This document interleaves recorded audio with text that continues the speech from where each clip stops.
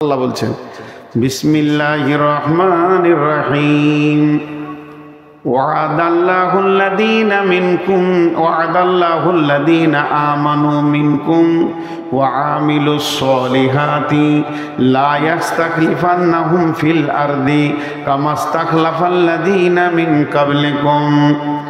এই ওয়াদাটা আল্লাহর ওয়াদা, মানুষের ওয়াদা নয়। আল্লাহর ওয়াদা সত্য, ওয়াদাল্লাহি হাক্কান, আল্লাহর ওয়াদা সত্য, জীবনেও আল্লাহর ওয়াদা একটা মিথ্যা হবে না।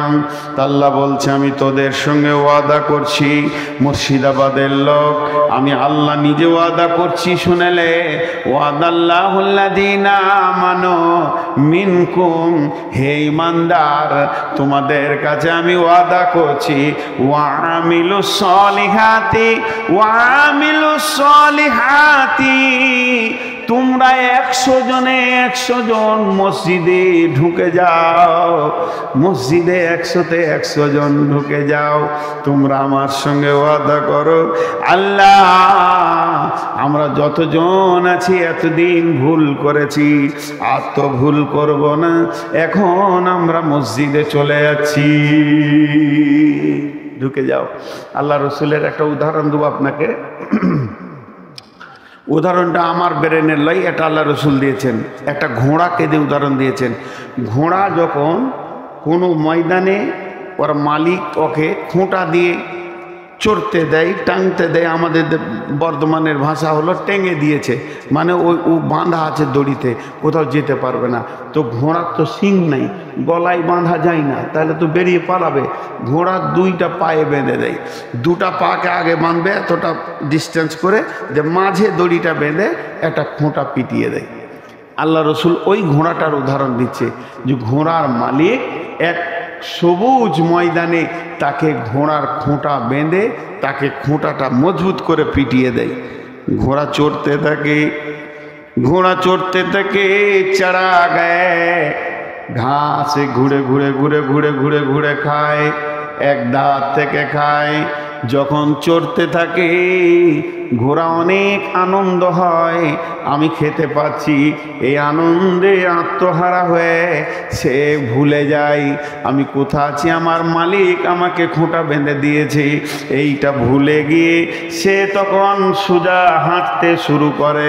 যখন সে সোজা হাঁটে, দড়িটা যত দূর অত দূর পর্যন্ত হাঁটবে, এর ফলে যখন সে পা তুলবে তখন দড়ি তাকে ঝিটকা মেরে দেয়, আর দড়ি তাকে একটা কথা বলে। সেই কথাটা কি? দড়িটা বলে, ঘোড়া রে তুই স্বাধীন নস, তোর একটা মালিক আছে, সে তোকে বেঁধে রেখে চলে গেছে। ঘোড়াটা তখন দড়িটা দিকে তাকায়, তাকিয়ে তাকিয়ে নিজের মনকে বলে, মন রে আমি স্বাধীন নয়, আমার জীবনের একটা মালিক আছে, সেই মালিক আমাকে বেঁধে দিয়েছে, আমি একটা সীমার মধ্যে বাঁধা আছি, 50 ফুট হোক 60 ফুট হোক, এটা আমার মালিক আমাকে দিয়েছে, এত দূর পর্যন্ত যাব, তার বাইরে যখনই পা তুলব তখনই আমাকে টানা পড়ে যাবে। তখন ঘোড়া ওই দড়িটা দেখতে দেখতে দেখতে দেখতে গিয়ে খোঁটাটার দিকে তাকিয়ে দেখে, আর মনে মনে বলে, মন রে তুই এই খোঁটার আবদ্ধেই রয়েছিস রে মন, তোকে এই খোঁটার মধ্যে দিয়ে তোর মালিক চলে গেছে। এটা বিশ্বনবী উদাহরণটা দিলেন কেন, এমন করে বললেন কেন? এটা ঘোড়াকে বলে নাই, আমাদেরকে বলেছে, হে মুসলমান তোমরা হলে একজনার গোলাম, তুমি যার গোলাম তার নাম আল্লাহ, সেই আল্লাহ তোমাকে বেঁধে রেখেছে, কোরআন হাদিসের দড়িতে তোমাকে বেঁধে রেখেছে, তুমি তার বাইরে যেতে পারো না। তো মানুষ ঘোড়ার মতো একটু আনন্দের দুনিয়া করতে গিয়ে মার্কেটে ঘুরে ছেলে মেয়ে বিবির মুখ দেখে, নাতি নাতনিকে দেখে আনন্দে আত্মহারা হয়ে যায়। তখন একটুকু যখন কোরআন হাদিসের বাইরে চলতে শুরু করে, যেমন দড়িটা ঝিটকা মারলে ওই রকম মুসলমানদের ওপরে ঝিটকা এসে যায়, আযাব এসে যায়। প্রকৃত যদি মুসলমান হয়, ইমানদার হয়, আর কোথাও দৌড়বে না। যখনই ঝিটকা এসে যাবে, আল্লাহর থাপ্পড় লেগে যাবে। আল্লাহ তো নিজের হাতে থাপ্পড় মারতে আসবে না, কোনোভাবে ওকে একটা থাপ্পড় মারবে যাকে ভালোবাসে। এই যে ভারতবর্ষের মুসলমানদের গালে আল্লাহর তামাচা পড়েছে, এটাকে ভাবতে হবে আল্লাহর তামাচা, বিজেপির নয়, শিবসেনার নয়। এই সময় সে কি করবে? ঘোড়াটা যেমন দড়িটাকে ধরে নিয়ে খোঁটাটার কাছে চলে যায়। মুসলমান যে হবে ইমানদার, এই সময় মসজিদে ঢুকে যাবে। এইখানেই তার খোঁটা, এই খোঁটাতেই সে চড়ছে। মসজিদে ঢুকে গিয়ে দুই রাকাত সালাত পড়বে। সালাত পড়ে মাবুদের কাছে হাতটা তুলে বলবে, মাবুদ আমি বড় বেঈমান, আমি ভুল করেছি, তোমাকে ভুলে গেছিলাম। টাকা পয়সা, ছেলে পিলে, বহু বিটির মুখ দেখে মেলায় টাকা হয়ে গেছে, এই আনন্দে আমি মেতে গেছিলাম, তোমাকে ভুলে গেছিলাম। তুমি কত ভালো, তুমি আমাকে কত মহব্বত করো, থাপ্পড় মেরে তুমি মসজিদে ভরে নিয়েছো। হে মাবুদ তুমি আমাকে সাহায্য করো। যখন এইভাবে মুসলমান কাঁদবে, তখন বিশ্বের একটা বিজয়ীর পতাকা উড়বে। আল্লাহর নবীর কথা। আর আল্লাহ বলছেন, আমি তোদের সঙ্গে ওয়াদা করছি, হে মুমিনের দল, যেটুকুই ঝিটকা পেয়েছিস, কোনো অফিসে যাস না, ব্লকে যাস না, থানাতে যাস না, ঘেরাও তো করবি, ঠিক আছে, দুনিয়ার প্রচেষ্টা তোকে আমি হারাম করে দিইনি, কিন্তু তার আগে যে কে তোকে সাথে নিতে হবে, যে মনটাকে ঘুরিয়ে দেবে, সেই লোকটাকে আগে মসজিদে ঢোক। গোটা মুর্শিদাবাদকে বলছি, খাস করে 14 তারিখের আগে মসজিদে ঢুকেন। 1 তারিখ আল্লাহর কাছে 2 রাকাত নামাজ পড়ে গুনহার ক্ষমা চান আর আগত জীবনে সাহায্য চান। তারপরে যে ময়দানে যাবেন, বিজয়ী আর বিজয়ী দেখবেন। মানে আল্লাহকে সঙ্গে না নেওয়া পর্যন্ত যে কাজে যাবেন, ওই কাজটা ফেলিওর হয়ে যাবে। জি হ্যাঁ, আপনাদের খারাপ লাগছে? তাও কথা বলছে না রে ভাই, চুপ করে আছেন। আমি কি কথাগুলো অযৌক্তিক বলছি? আগে 14 তারিখে আমরা যাব, তার আগে এলানটা এইভাবে করতে হবে। ভাই আমি করে দিচ্ছি এলান, 14 তারিখে আমরা বহরমপুরে যাব ইনশাআল্লাহ। সেখানে গ্যাদারিং হব, জনসংখ্যা যত বেশি হবে তত কাজ হবে। কোনো মুসলমান বাড়িতে থাকবো না, নিজের গাড়ি হোক, গাড়ি ভাড়া করে বহরমপুরে পৌঁছাবো ইনশাআল্লাহ। সেই ময়দানে পৌঁছানোর আগে যে কোনো একটা রাত্রিতে 2 রাকাত নামাজ পড়ে, দিনে হোক রাতে হোক, আল্লাহকে সঙ্গে চেয়ে নিব আমরা ইনশাআল্লাহ। দেখবেন কি কাজ হবে। কারণ আল্লাহ যদি সঙ্গে থাকে, তাদের মনের পরিবর্তন করনেওয়ালা কে? আল্লাহ। জি, আমি তো একটা জালসায় দোয়া করেছি, আল্লাহ তুমি নরেন্দ্র মোদীকে দিল্লি জামে মসজিদে ঝাড়ুদার বানিয়ে দাও। হ্যাঁ, মরে যাক, পচে যাক, ধ্বংসের দোয়া করব কেন? পাকিস্তানে এক বক্তা বক্তব্য রাখছিলেন, আমি ইউটিউবে শুনেছি। তো ওর কথার যুক্তিটা আপনাদেরকে বলছি, উর্দুতে বলছে যে এই অমিত শাহ আছে, আদিত্যনাথ যোগী আছে, আর কে কে রয়েছে আপনারা জানবেন, আমাদের পশ্চিমবাংলায় রয়েছে। ওর মাথা মোটা পশ্চিমবাংলায় যেটা হুঁশ কম আর কি, কখন কি বলে জানি না। এ পাগলা আছে, এই দিলীপ ঘোষ টোষ আছে, আবার এর বাপের কোনো ঠিক নাই। এটা ওর নাম কি, রেলমন্ত্রী ছিল বিহারের, ওই নীতিশ কুমার।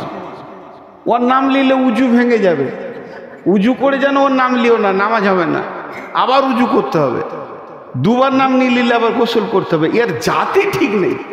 তা এই লোকগুলো সব ধ্বংস হয়ে যাক, আপনারা বলবেন আমিন।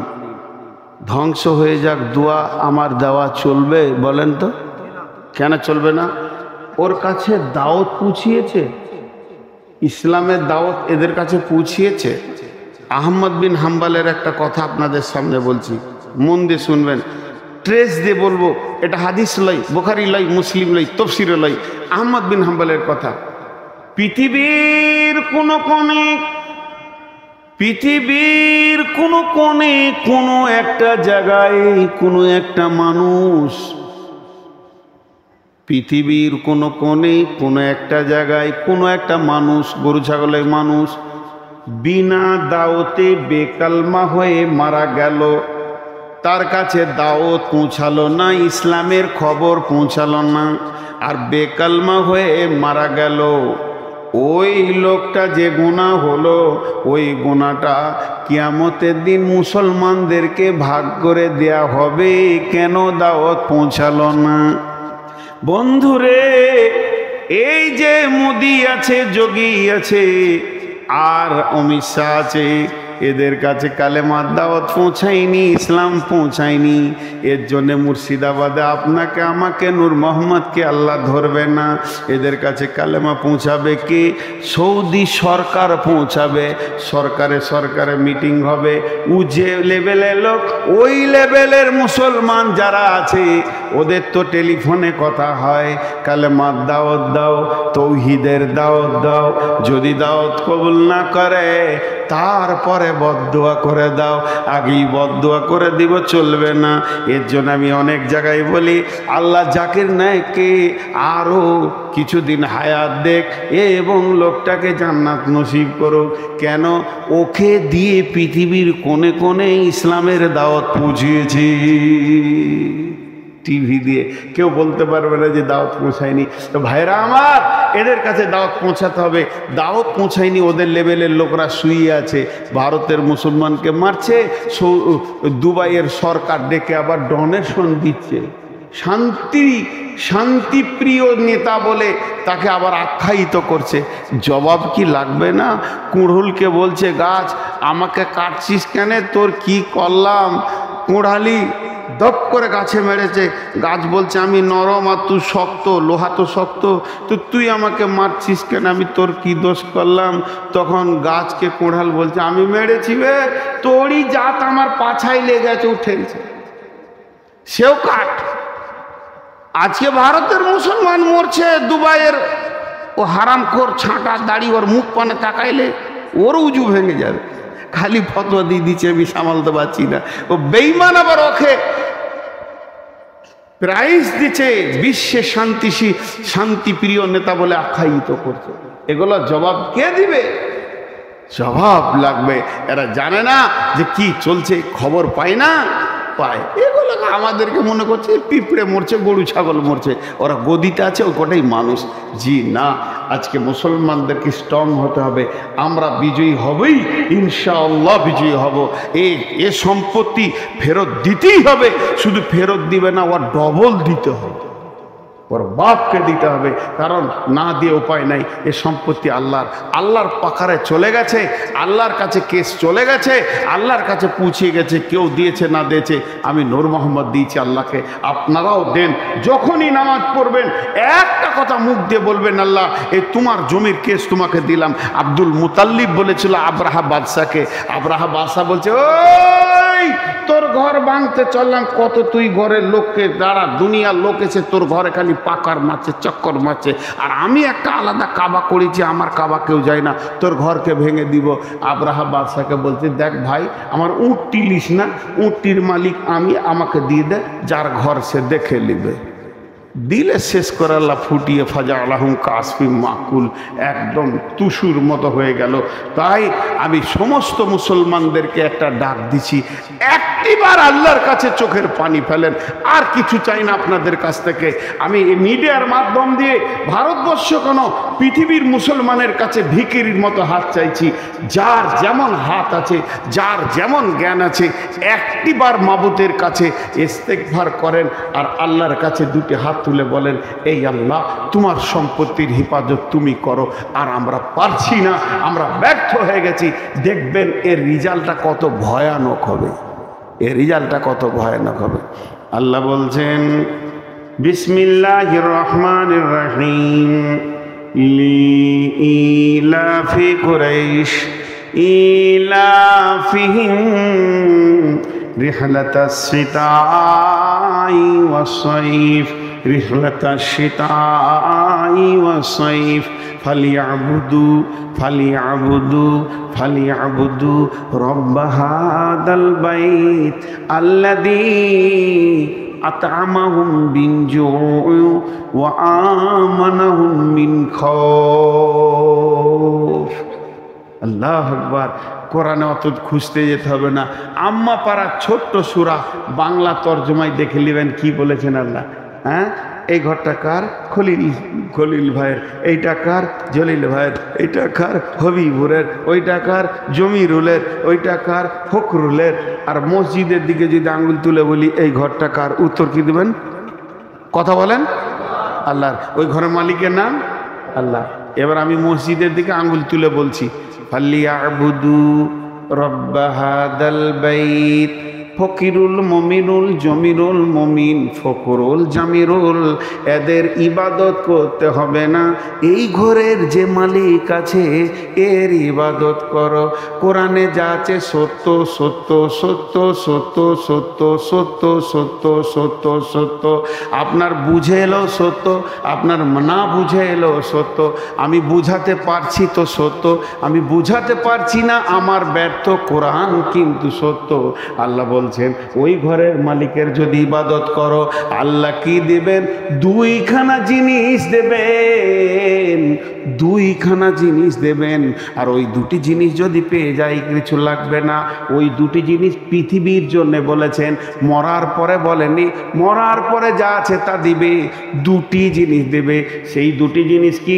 আল্লাযী আত'আমাহুম মিন জু'ইন ওয়া আমানাহুম মিন খাউফ।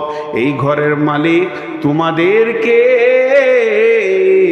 যখন ভোগ লাগবে খেতে দিবে, তোমাদের অভাবকে উন্মোচন করে দিয়ে বরকতের ময়দানে ভরে দিবে। আর দ্বিতীয়টা কি দিবে? তোমাকে যেদিক থেকে মারতে আসবে ওয়া আমানাহুম মিন খাউফ, তিনি নিরাপত্তার দায়িত্ব দিয়েছে, তোদের গায়ে কেউ হাত দিবে না।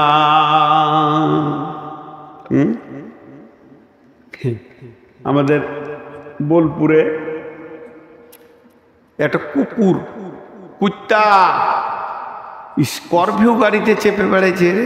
কপাল কত ভালো রে বা। হ্যাঁ, স্করপিও গাড়িতে আছে। একদিন দেখছি উমরপুরে অনেক রাত 1:30 2টার সময় চা খাবো, বাড়ি যাব, তার একটা গাড়ি এসে লাগলো, যাইলো মনে হয়। তো সবাই নেমে চা খেয়েছে, তো কুত্তাটা জানলা দিয়ে মুখ বার করছে আর জিভ বার করেছে। আমি বললাম তোর কপাল কত ভালো রে, কত টাকায় কিনেছিলি? একদিন আমি জলপই করে গেছি জালসা করতে, আর তখন গাড়ি নিয়ে যাইনি, স্টেট বাস ধরেছি ফজরের পর, আর ফুটফুট করে হাওয়া দিচ্ছে গরমের দিন, কি ভালো লাগছে। এবার শিলিগুড়ি ঢুকছে গাড়িটা, তখন দেখছি একটা মেয়ে জাঙ্গিয়া পড়ে আছে আর সব পড়ে আছে, অর্ধ উলঙ্গ মেয়ে, গোটা উলঙ্গ মেয়ে ধরেলেন। একটা নিজের ছেলেটাকে ওই দোলনাতে চাপিয়ে দিয়ে ঠেলছে, ট্যাচার দোলনা খড়খড় করে, আর কুত্তাটাকে কোলে নিয়েছে। মনে মনে ভাবলাম হায় রে, কুত্তার কত কপাল আর ও ছেলেটার কত কপাল খারাপ। সে লাইলনে শুয়ে আছে, কুত্তা আছে কোলে। তো এই কুত্তা, এইটা রাস্তা, আপনাদের এই যে রাস্তা রয়েছে, রাস্তার ওই পাশে হাজির বাড়ি আর এই পাশে রয়েছে মাস্টারের বাড়ি। মাস্টার একটা কুত্তা কিনেছে, তা হাজি আবার আর একটা কিনে নিয়ে এসছে ওকে দেখাবেন লেগে। তো কিনেছে 20,000, ও কিনেছে 25,000-এ। নিজের কুত্তাকে খেতে দেয়, গোসল করায়, চিকিৎসা করায়, সাবান দিয়ে গোসল করায়, 3বার করে সাবান দেয়। একবার দেয় তো 3বার দেয়, খুব খাওয়াছে। কিন্তু কুত্তা দুটা ভুল করেছে। হাজির কুত্তাটা মাস্টারের ঘরে ঢুকে গেছে, আর মাস্টারের কুত্তাটা হাজির ঘরে ঢুকে গেছে। রুটি পাবে না লাঠি পাবে? এত ভালো কুত্তা, তারপরও কি দিলে? লাঠি। কারণ যার কুত্তা তার ঘরে ঢুকতে হবে। হাজির কুত্তা হাজির ঘরে ঢুকবে তো বলবে আয় আয়, বস বস বস, খা, আমি খেয়েছি তুইও খা, রুটি দিবে। আর ও মাস্টারের কুত্তাটা ঢুকে গেছে, তোকে লাঠিলে তার চেয়ে তো আবার কাউ কাউ রাস্তা বেছে না কোন দিকে যাবে। তা আমরা হচ্ছি আল্লাহর কুকুর। মসজিদ ছিল আমাদের চাওয়ার জায়গা, থাকার জায়গা, কাঁদার জায়গা, অভাবে মাথা টোকার জায়গা। ওইটাকে ছেড়ে দিয়ে পঞ্চায়েতে বসেছে, আর মার শুরু হয়ে গেছে। আরে আল্লাহর কুত্তা এখানে ঢুকলো কেন? পিটা দেখে পঞ্চায়েতের সামনে যে চেয়ার কটা আছে আর আপনার পার্টি অফিস কার্যালয় তৃণমূলের যত জায়গা আছে 10টা 20টা চেয়ার বসে আছে, তো চেয়ারে বসে আছে তো ঠিক মনে হচ্ছে যে আল্লাহর অলিরা জিকিরে বসে আছে আর কি। যে আল্লাহর পূজা ওরা করে সেই আল্লাহর অলিরা বসে আছে। অতক্ষণ মসজিদে দেয় না, খালি এইদিকে ইমাম সাহেব বলবে আসসালামু আলাইকুম রহমতুল্লাহ, আসসালামু আলাইকুম রহমতুল্লাহ, ও তখন আল্লাহ দিলে ধরে জি মসজিদ ঢুকছে, ওর পেট কামড়ি লেগে আছে। মসজিদ সালাম ফিরা হবে তো সঙ্গে সঙ্গে বেরিয়ে মেরে দিলে তো আল্লাহর ঘরে খানিক চাইবো। জি একটা বক্তার নাম করব না আমি, ভালো মানুষ, বাংলাদেশ বাড়ি, উনি সৌদি আরব গিয়েছেন উমরা করতে, বারবার দেখা হচ্ছে। তা আমাকে একজন বললো যে ওনার সঙ্গে আমার দেখা হলো, উনি মসজিদের দিকে যাচ্ছেন অনেক রাত্রি। তো জিজ্ঞেসে করলাম যে মৌলানা আবার এত রাতে মসজিদে যান, এইসব তো হয়ে গেছে, আবার ফজরে যাবেন? বলছে না রে বাপ, ভিক্ষা চাইতে এসছি আর চাওয়া হচ্ছে না, এখন গাদা চাবো, সারা রাত চাইবো, এসেছি চাইতে, ওই লেগে কাবা শরীফে যাচ্ছি। কিন্তু ঘটনা হচ্ছে আমরা চাইতে জানি না কোথা চাইতে হবে, আমাদের ভুল হয়ে যাচ্ছে কোনো একটা জায়গায়। ঠিক করে ভেবে চিনতে দেখেন, নিশ্চয়ই কোনো জায়গায় আমার ফলস আছে। আমার আল্লাহ যদি আমার উপরে রাজি থাকে তা আমরা বিশ্বকে বিজয়ী করব। 3 জন 4 জন 10 জনে বিজয়ী করব। গোলাম মর্তুজা একটা হিসাব দেখিয়েছিলেন, যতগুলো দেশে মিলিটারি আছে, শক্তি আছে, আর্মি আছে,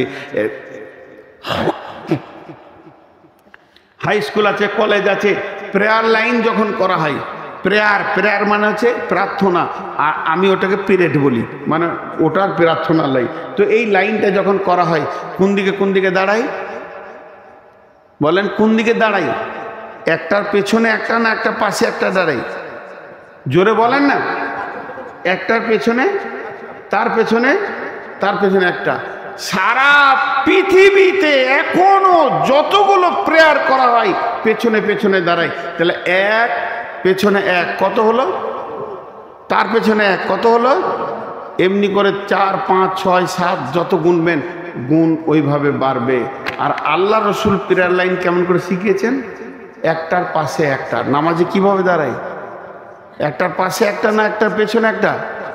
একটা পাশে একটা। তো একের পাশে এক কত? একের পাশে এক হলে 2 হয় না 11 হয়? কোন স্কুলে পড়ো তুমি? আর তার পাশে এক, তার মানে তার পাশে এক, তাহলে কত হলো? তো মুসলমানরা যখন 4টা দাঁড়াবে তখন ওদেরকে 1111টা দাঁড়াতে হবে। মুসলমানরা যখন 5টা দাঁড়াবে, 6টা দাঁড়াবে, ওদেরকে 1 লাখ আসতে হবে, তবেই পারবে। বিশ্বনবী শিখিয়ে দেখেছেন, কাকে দাঁড়ানো বলে জানো না তোমরা? আর কাঁপিয়েছে এইভাবেই পৃথিবীটাকে। শুধু আমরা দুর্বল হয়ে গেছি, নিজেকে আল্লাহকে পেছন থেকে সরিয়ে দিয়ে। এখন আমরা আল্লাহর কাছে এই মর্মে দোয়া করব, হে আল্লাহ তুমি আমাদের হয়ে যাও, আমাদেরকে আপনজন বানিয়ে নাও। আমিন বললেন না এতগুলো লোক? কত বড় দোয়া। এ আল্লাহ তু হামারে বাঞ্জা হাম সবকো আপনা বানা লে। আমিন। এ আল্লাহ তোমাদের, আমরা গুনাহ করেছি, আমরা বড় বড় কাবিরা গুনাহ করেছি, আমাদের গুনাহগুলো মাপার মতো কিছু নাই, এত বড় গুনাহ করেছি। আর যতই গুনাহ করেছি তবু তোরই মাবুদ, তোরই গোলাম। এ আল্লাহ আমাদের গুনাহগুলোকে মাফ করে দাও। এ আল্লাহ আমাদের গুনার উপরে নারাজ হয়ে এত বড় আযাব দিও না।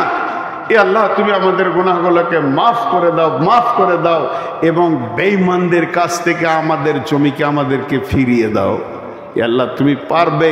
আমরা 14 তারিখে ময়দানে যাব, এটা পৃথিবীর নীতি হিসেবে যাচ্ছি, তবে তুমি আমাদের সঙ্গে থাকো, নিশ্চয় আমাদের মাল আমাদের কাছে আবার ফিরিয়ে দাও। হে আল্লাহ মুসলমানদের জান মাল ইজ্জত আবরু আওরাত সবের তুমি হিফাজত করো। এ আল্লাহ আমাদের মা বাপ ভাই বোন যারা কবরে চলে গেছে সেই কবরবাসীকে তুমি ক্ষমা করে দাও। তারা তোমার আদালতে যদি, আমি দোয়া দিচ্ছি আপনারা আমিন বলছেন না, বলেন আমরা কত দুর্বল মুসলমান দেখেন। জি এখান থেকেই বোঝা যাচ্ছে। তারপরে এরা বলছে যে ছিনকে লেঙ্গে পাকিস্তান কো, কিছুই পারবে না। সোজা করে বইয়ের সামনে দাঁড়াইতে পারে না, আমরা মন্ত্রীর সামনে দাঁড়াবে। হ্যাঁ এই দোয়াগুলো নিতে চাইছেন না জি ভাই। এখনই এতক্ষণ বক্তব্য দিলাম, আল্লাহর কাছে আগে চাও, আল্লাহকে সঙ্গে লাও। এ আল্লাহ তোমার কাছে আমরা অনেক ইমানি দিক থেকে ঘাটতিতে পড়ে গেছি, নিচে পড়ে গেছি, তুমি আমাদের হাত ধরে তুলে লাও। এই মাবুদ এই জালেম বেঈমানদের কাছ থেকে তুমি আমাদেরকে হেফাজত করো আল্লাহ। ওদের কাছে আমরা দাওয়াত পৌঁছাতে পারিনি, এটা আমাদের দুর্বল, কিন্তু এখন মিডিয়া দ্বারা বহুত ইউটিউবে পৌঁছে গেছে, ওরা মানবে কিনা জানি না, তবে তোমার কাছে দোয়া করি ওদেরকে রাতারাতি কালেমা দাও, দিয়ে আমাদের দলভুক্ত ভাই করে দাও। যদি তোমার কলমে কালেমা না থাকে তো দৃষ্টান্তমূলক আযাব দিয়ে ধ্বংস করে দাও। হে আল্লাহ, তোমার নবী বলেছে মুসলমান সমূলে শেষ হবে না, বেশ হক হবে না। তোমার নবী যখন বলেছে তখন হবে না, তুমি মেনে নিয়েছো। আমরা তো তোমারই গোলাম, আমরা তোমার গোলামি করতে পারিনি, তুমি আমাদেরকে ক্ষমা করো। তা বলে ওই বেঈমানদের হাতে তুলে দিও না, তুমি আমাদেরকে হেফাজত করো আল্লাহ। তুমি আমাদের আখিরাতকে হেফাজত করো, আমাদের মা বাপ ভাই বোন যারা মারা গেছে তাদেরকে মাফ করো। আর আজকের এই মাহফিলটা প্রথম বার্ষিকী না, 6 নম্বর বার্ষিকী। তা এই ছেলেগুলো জোয়ান ছেলেরা কে চালাবে? আমার বাপ পারবে না, 1.5 ঘন্টা হলো না, নিজের রসে বলছে শেষ করে না, বলছে আরো চালা না, ভাবছে আরো বক্তা আছে নাকি, বলছে না তুমি চালাবে, আবার নতুন করে ধরা হয়। সমস্ত সব 1 ঘন্টা করে করেছি, রোজার পরে যতগুলো জলসা, এইটা নিয়ত করেছি 1.5 ঘন্টা, 1.5 ঘন্টা পেরিয়ে গেছে, আর 5 মিনিট পেরিয়ে গেল। যাক, এখন আপনাদের কাছে আমার শেষ আবেদন এইটুকুই, এই যুবক ছেলে যারা এটা আঞ্জাম দিয়েছে আল্লাহ এদেরকে বদলা দান করুন। কিন্তু আপনাদের কাছে আবেদন, 2 রাকাত নামাজ পড়েন, 2 রাকাত নামাজ, বেশি চাইনি, 2 রাকাত নামাজ আল্লাহর কাছে পড়ে হাত তুলেন, আল্লাহ আমাদেরকে তৌফিক দান করুন। আল্লাহুম্মা আমিন। সুবহানাকা আল্লাহুম্মা ওয়া বিহামদিকা ওয়া আশহাদু আল্লা ইলাহা ইল্লা আনতা আস্তাগফিরুকা ওয়া আতুবু ইলাইকা।